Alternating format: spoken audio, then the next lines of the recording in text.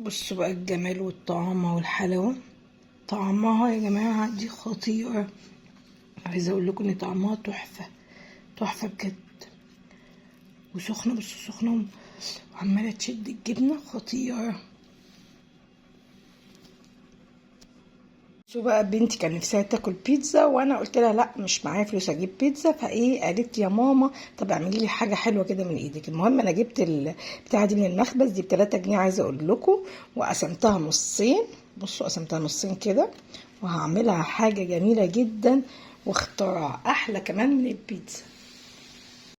وهنا بقى هبدأ احط عليها صوص رانش، وتعالوا بقى بسرعة نعمل الحشوة اللي هنحشيها بيها. عايزة اقول لكم حشوة جميلة جدا، انتي ممكن تحشي اي حشوة من اختيارك، والحشوة دي تحفة جدا.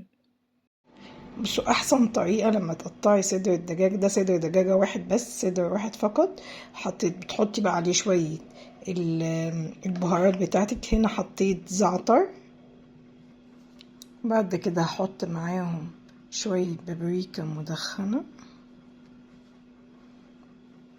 عايزه اقول لكم بقى ان البابريكا المدخنه بتفرق قوي في الطعم، وعايزه اقول لكم ان كمان التوابل بتلزق جدا في الفراخ لما تكون حطاها قبل ما تحطيها على النار.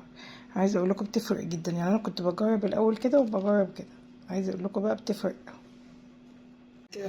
في طاسه لازم تكون سخنت الزيت كويس واتقدح، وانزل بيهم بالفراخ اللي انا، عشان الفراخ ما تنزلش ميه. بصوا بقى الفراخ اتحمرت وخدت لون وبقت تحفه جدا. اهم حاجه ان الفراخ يا جماعه ما تنزلش ميه، ماشي، تلاقوها بتتشوح معاكم كده وما نزلتش ميه، ده اهم حاجه عشان الفراخ ما تبقاش زفره وما يبقاش طعمها وحش في الاكل. يعني عايزه اقول لكم ان الفراخ لما تشوح كده ممكن تاكليها كده، ممكن تعملي فيها اي حاجه. بعد كده هنزل بشويه بصل متقطعين جوليان كده على الفراخ، وهقلب بقى عليها.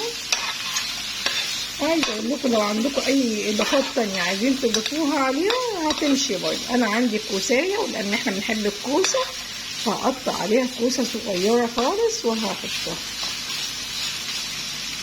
بعد كده ننزل بقى بشويه الكوسه المتقطعين الحلوين دول. ممكن تعملوا انتوا بقى فلفل الوان اي حاجه، بس انا بصراحه ما كانش عندي، ده اللي كان عندي. ابدا بقى اسيحه كده،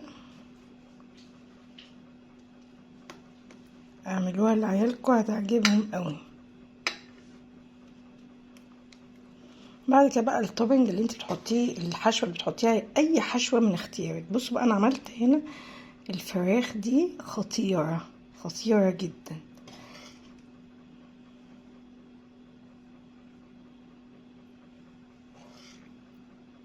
بعد كده بقى هنزل عليها بقى بالجبنه الموتزاريلا اللي عندك، اي نوع جبنه عايزه تحطيه، جبنه موتزاريلا، جبنه رومي، جبنه شيدر، اي حاجه.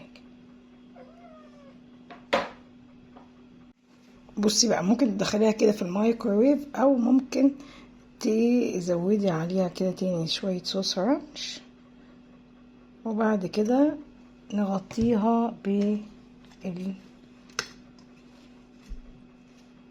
هتبقى خطيرة. وهدخلها دلوقتي الميكروويف، وممكن تدخليها فرن لو انت حابة لمدة 5 دقايق. وهنا بقى عملت دي، مش هحط عليها ده، مش هحطه، وهدخلها كده في الميكروويف لمدة 1.5 دقيقة.